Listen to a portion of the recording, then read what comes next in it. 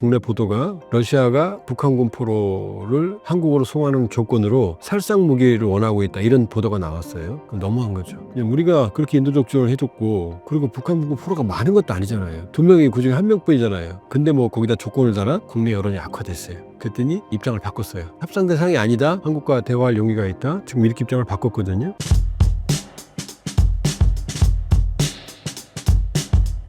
현재 북한군 포로들은 어떤 상황인가요? 러우 전쟁에 지금 아직도 지금 인터넷 이런 데 보면 러우 전쟁에 북한군이 파병 안 됐다고 믿는 사람들이 꽤 있어요. 파병됐습니다. 됐어요. 그 믿으세요, 제발. 왜냐, 러시아와 우크라이나가 하는 말은 속여요. 러시아와 북한은 파병 안 됐다고 인정 안 해요, 지금. 근데 파병됐다는 말 나올 때마다 러시아하고 북한은 가만히 있지 그런 일 절대 없다라고 말한 적이 한 번도 없어요. 초기에는 약간 뭐 러시아가 그런 뉘앙스가 있대. 지금은 파병됐어 어땠어 뭐 이래도 아무 말도 안 하고 가만히 있어요. 그럼 러시아하고 북한이 바보예요?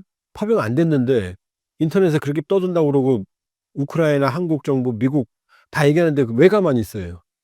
러시아, 우크라이나가 성격 좋아요? 그냥 들이받을 거 아니에요. 첫 번째. 두 번째, 우크라이나가 파병했다고 그랬어요. 한국 국정원이 확인했어요. 합참도 확정했어요. 미국도 당국자들도 여러 차원에서 확인했어요. 이거 안 믿어요? 너무들 하시는. 그럼 아니, 지금도 가끔 나와요. 보면은, 저도 이제 상처받을 거야 댓글 같은 거 안 보는데 어쩔 수 없이 볼 때가 있거든요. 보면은 뭐, 안 갔는데 네가 왜 그래? 뭐, 갔습니다. 갔어요. 저도 러시아에서 공부했고, 상트페테르 공부했고, 러시아에 저 개인적인 선들도 있습니다. 갔습니다. 확실히 갔어요. 자, 어떻게 갔느냐? 지난해 10월 상순에 갔고 11월경에 쿠르스크로 이동했고, 블라디보스토크 가서 2주간 적응훈련, 쿠르스크 갔고 12월 상순부터 전투에 참여했어요.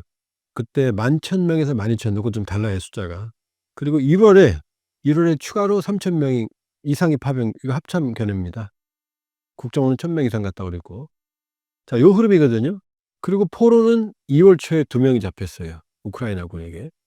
하나는 리모 씨, 이를 리라고 그러거든요. 리모 씨 26살, 백모 씨 21살. 둘 다 정찰총국 소속이라고 그랬어요.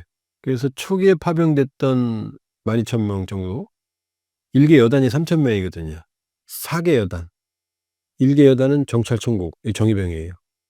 우리 MDL 서해에서 사고 친 애들이 다 얘네들이에요. 그 다음에 3개 여단은 폭풍군단, 경보병 여단으로 확정은 안 됐는데 대개 그렇게 추정을 하고 있어요. 그러면 지금 얼마나 지금 손실이 있느냐. 2월 달까지 기준으로 4,000명 정도 대략 최대. 그중에 최대 1,000명이 전사. 여기까지거든요. 그럼 전사하고 부상자 비 너무 많아요. 1개 사단의 3분의 1이 날아갔다는 얘기인데 한 2달 만에 비상시적으로 많아요. 그런데 더 기이한 게 포로가 2명밖에 안 돼요. 훨씬 많아야 되거든요. 최소 수십 명, 100명 단위 넘어가야 되거든요. 그러니까 러시아의 인민군이 파병이 안 됐다는 설이 거기서 나오는 거예요. 그 2명은 고려인일 거다, 이런 식이 나오는 거죠. 제가 러시아에서 공부했어요. 고려인 친구 많았습니다. 고려인들이 도와줬어요, 저 많이. 거기서 이제 애기 첫 딸도 낳았는데 고려인 의사들이 많이 제가 고려인 발음 알거든요. 고려인 발음 아니에요. 그럼 왜 2명일까? 첫 번째, 북한군 복무신조 제7조에는 포로가 되지 않는다라는 다짐이 들어있어요. 북한에서 포로가 되면 그거는 수치예요, 수치. 미국은 아니죠. 포로가 되면 막 정치 지도자 되고 환영받고 그러거든요. 존 맥케인 상원의원 같은 경우도 그런 케이스거든요. 돌아가셨죠, 그분은. 강력한 미국의 강경 보수였는데. 그러니까 첫째, 포로가 되지 않으려고 그러고 북한군은. 두 번째, 포로가 되면 어떻게 돼요? 북한군이 파병됐다는 게 확인이 되잖아요. 그러니까 이번에 2명 잡힌 사람들도 나 자폭하려고 그랬다, 그런 얘기 나와요. 자폭을 했거나 아니면 부상병들은, 이건 개인적인 판단을 전제로, 이동이 불가능한 부상병들은 현장에서 러시아군이나 북한군이 사살했을 가능성이 있죠. 후퇴할 때. 그 가능성이 제일 높아요. 안 그러면 이 둘 다 부상병으로 잡혔거든요, 포로로. 그러니까 부상병으로 잡혔는데, 그러니까 멀쩡하게 포로된 사람은 없어요, 현재까지. 그러니까 포로가 작은 이유는 인민군 복무시 포로가 되는 게 수치, 자폭, 그다음에 끔찍한 얘기지만 후송을 못하는 부상병들은 러시아군이나 북한군이 사살했을 가능성. 그다음에 시신도 훼손한다는 소리 나왔잖아요. 그리고 북한군들은 러시아가 만들어준 신분증을 가지고 있거든요. 북한군 신분증이 아니고. 왜냐하면 러시아에는 브라틴이라고 그래서 브라틴은 몽골계거든요. 바이카로에 살고 있는. 이런 신분증을 줬기 때문에 일단은 잡혀도 이 사람들 두 사람들 포로도 북한 신분증이 아니었어요. 그런 상황이기 때문에 포로가 비정상적으로 작다. 현재 2명이고 리모 씨 26살 리모 씨는 한국으로 가고 싶다라는 의사를 표명을 했고 백모 씨는 아직 긴가민가 하고 있고 요게 인제 그 북한군 포로 상황이고 추가로 현재 확보된 포로는 없는 상황입니다. 이 3월 하순 마지막 날 현재. 만약 휴전 협상이 된다면 북한군 포로 송환 문제는 어떻게 되는 건가요? 제네바 협약에 의하면 포로는 즉각 송환하게 돼 있어요. 본국으로. 그러니까 러시아 신분증을 가지고 있으니까 현재는 러시아로 가게 되겠죠. 그런데 이 친구들이 자기는 북한군이라고 그랬잖아요. 그럼 러시아 입장에서 이 친구들을 데려가면 어떻게 돼요? 북한군 파병을 인정하는 게 되잖아요. 이 문제가 발생하죠. 그러면 이 한국행을 원하는 그 리모 씨는 제네바 협약에 따르면 러시아로 가게 돼 있죠. 북한이 받아들이지 않을 거 아니에요. 북한이 파병했다고 인정 안 하니까. 근데 국제 인도주의 원칙, 인도법, 인권법 이 관례에 따르면 강제 송환 금지 원칙이 있어요. 나 가기 싫어? 그럼 안 가는 거죠. 이승만 대통령께서 방공포로 석방한 적이 있죠. 6.25 때 끝나고 휴전할 때. 그러니까 안 돌아가고 대한민국에 남았잖아요. 그러니까 두 가지. 송환 원칙과 강제 송환 원칙이 충돌한다. 첫 번째. 두 번째. 대한민국 헌법과 국제법이 충돌해요. 국제법적으로 북한은 개별 국가거든요. 유엔에 가입해 있고 다른 나라에. 근데 우리 헌법의 3조에는 뭐라고 되어 있느냐. 대한민국의 영토는 한반도와 그 부속도서를 한다. 그러니까 북한은 우리 영토고 북한 주민은 우리 주민이에요. 다만 분단 체제로 인해서 우리의 행정력과 주권이 아직 못 미치고 있는 것뿐이에요. 그러니까 김정은 정권은 괴뢰 정권이죠. 헌법상. 근데 국제법적으로는요. 개별 국가잖아요. 그 헌법상 우리가 휴전선 넘어가서 군사분계선 넘어가서 평양에 들어가면 합법인데 국제법적으로는 침략인 거예요. 러시아가 우크라이나 자기네 땅이라고 크림반도 뺏어갔지만 국제법적으로 불법이잖아요. 똑같은 거거든요. 그러니까 이 포로는 국제법적으로는 북한인이지만 헌법상 대한민국 국민인 거죠. 그러니까 이 포로가 나는 대한민국으로 갈래. 지금도 그래요. 탈북민들이 중국 루트, 쿤밍 통해서 라오스, 베트남 거쳐서 태국으로 가거든요. 여기까지는 비밀리에 움직여요. 근데 태국 가면 나 탈북민이야 그래요. 그럼 경찰에 체포될 거 아니에요. 그럼 난민 캠프로 가거든. 그럼 거기에 우리 외교관들이 찾아가요. 나 남한으로 갈 거야? 그럼 그때부터 대한민국 국민 자격이 주어져요. 데리고 오거든요. 그러니까 자의로 나는 대한민국으로 갈 거야 그러면 대한민국 국민의 보호 의무가 생겨요. 그러니까 얘기했잖아요. 지금 리모 씨는. 그럼 대한민국 헌법상으로는 우리 국민이고 우리가 데려와야 되는 거죠. 그러니까 북한군 포로가 발생했다는 얘기는 우리와 관계가 있고 대한민국으로 오겠다고 하는 순간 우리 의무가 발생해요. 송환 의무가. 말씀해 주신 우크라이나 얘기는 어떤 내용인가요? 첫째 우크라이나의 포로, 북한군 포로의 입장은 젤렌스키 대통령의 초기 입장은 우크라이나의 포로와 바꾸겠다. 그러니까 러시아나 우크라이나나 상대방 포로가 아주 소중해요.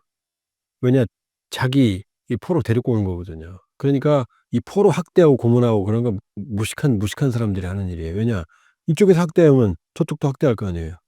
이쪽에서 비인도적 처하면 저쪽도 그렇게 할 거 아니에요. 그러니까 포로를 비인도적으로 처우하는 건 그건 머리가 아주 무질란 사람들이 하는 짓거리예요. 포로는 잘 대우해줘야 돼요. 그게 내 포로를 아끼는 거거든요. 그러니까 러시아에서 잡혀갔다 온 우크라이나 포로들이 뭐 고문당했다 학대당했다 끔찍한 얘기 듣죠. 그건 러시아가 미개해서 그런 거예요. 그렇게 하면 안 돼요 사실은. 잘 대해줘야 돼요. 그리고 전투할 때 포로로 잡는 게 좋아요. 왜냐 항복하는데 막 죽이고 그러면은 그런 소문이 퍼지면 항복하겠어요? 죽을 때까지 싸우지. 그러니까 포로 관리를 잘해야 되는 게 사실 전략적으로 중요한 거고 훌륭한 지휘관들은 포로를 잘 대우해 주고 잘 잡아요. 근데 러시아하고 우크라이나는 우크라이나 얘기는 안 나오지만 우크라이나도 그럴 거예요. 똑같이 할 거예요. 수준이 똑같으니까. 양측이 다 지금 뭐라고 그럴까? 시민의식, 민노라고 그러죠? 민노가 다진 거예요. 민노라고 그러면 뭐 일본 말인 줄 아는데 그 일본 말 아니에요. 시민의식하고 또 민노는 달라요. 그게 아주 낮아요. 민노가 양측이. 그러니까 젤렌스키 대통령의 입장은 우크라이나 포로와 바꾸겠다 했어요. 첫 번째. 근데 러시아가 러시아 포로랑 바꾸지 북한군을 소모품 취급하는데 바꾸겠어요? 우크라이나 포로랑? 안 바꾸겠죠. 첫 번째. 그다음 두 번째. 딱 2명이잖아요. 많지가 않잖아요. 그다음에 나왔던 국내 보도가 러시아가 북한군 포로를 한국으로 송환하는 조건으로 살상 무기를 원하고 있다, 이런 보도가 나왔어요. 그건 너무한 거죠. 우리가 그렇게 인도적 지원을 해 줬고, 그리고 북한군 포로가 많은 것도 아니잖아요. 2명이 그중에 1명뿐이잖아요, 오겠다고 하는 건. 근데 뭐 거기다 조건을 달아? 국내 여론이 악화됐어요. 그랬더니 우크라이나가 입장을 바꿨어요. "아, 협상 대상이 아니다. 한국과 대화할 용의가 있다." 지금 이렇게 입장을 바꿨거든요. 향후에도 북한군 포로가 대량으로 발생할 가능성은 높지 않아요. 그러니까 우크라이나가 원래 포로를 잡으면 저렇게 인터뷰하고 뭐 내용 뭐 신분 공개하고 그러면 안 돼요. 인권이 있잖아요. 그다음에 저 북한군은 포로로 되는 게 수치인데 포로로 잡혔다는 공개됐잖아요. 지금 남한으로 가겠다는 말도 했잖아요. 자기 부모가 누구고 다 얘기 다 했잖아요. 그럼 포로로 잡힌 거 수치인데 그럼 이 사람들이 북한에 돌아가서 어떻게 되겠어요? 처벌받을 거 아니에요. 저렇게 하면 안 돼요. 뭐 인터뷰 나오고 얼굴 나오고 그러면 안 돼요. 그러니까 우크라이나가 북한군 포로 공개한 건 어쩔 수가 없죠. 왜냐? 확인을 해야 되니까, 국제사회에. 그래 도움 더 많이 받으니까. 향후에는 이런 식으로는 안 된다. 포로가 생기면 비공개, 비공식적으로 이걸 조용한 외교라고 그러거든요. 공개하지 말고 조용한 외교를 통해서 한국으로 데려오면 된다. 이게 공개되면 공개될수록 러시아하고 북한이 방해할 거 아니에요. 인권도 문제도 있을 거 아니에요. 우크라이나는 우리가 인도적 지원, 인도주의 정신으로 지원을 했으니 당연히 포로 송환은 대한민국 헌법을 존중해서 우크라이나가 도와주면 그만이다. 여기에 조건을 걸고 할 게 아니다, 이렇게 볼 수 있어요. 앞으로 우리나라가 북한군 포로 문제를 어떻게 해결해야 한다고 보시나요? 러시아가 우크라이나를 침공한 건 국제적으로 불법이고, 따라서 우리는 서방 자유민주주의 진영의 편에 서서 우크라이나를 지원하는데 인도적 지원을 하고 있습니다. 그러니까 인도주의 정신을 견지하고 있거든요. 전쟁 내내 그랬고, 또 저는 복구 과정에서도 인도주의적으로 주사에 협력해서 우크라이나를 지원해야 됩니다. 그러나 전후의 국제질서, 또 우리가 관리해야 되는 입장이니까 전쟁이 이제 끝나고 나면 그때는 새로운 질서가 형성이 되고 거기에 맞는 전략을 이제 추구해야 되는 거죠.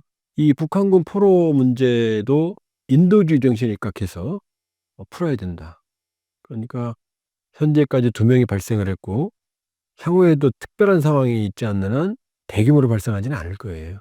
그렇게 보면 한국이 우크라이나와 인도주의에 입각해서 포로를 해결하는 문제로 접근하면 된다. 무슨 얘기냐면 일단 국제법적으로 개별 국가니까 한국 송환을 원치 않는 북한군 포로를 강제로 데려올 수는 없어요.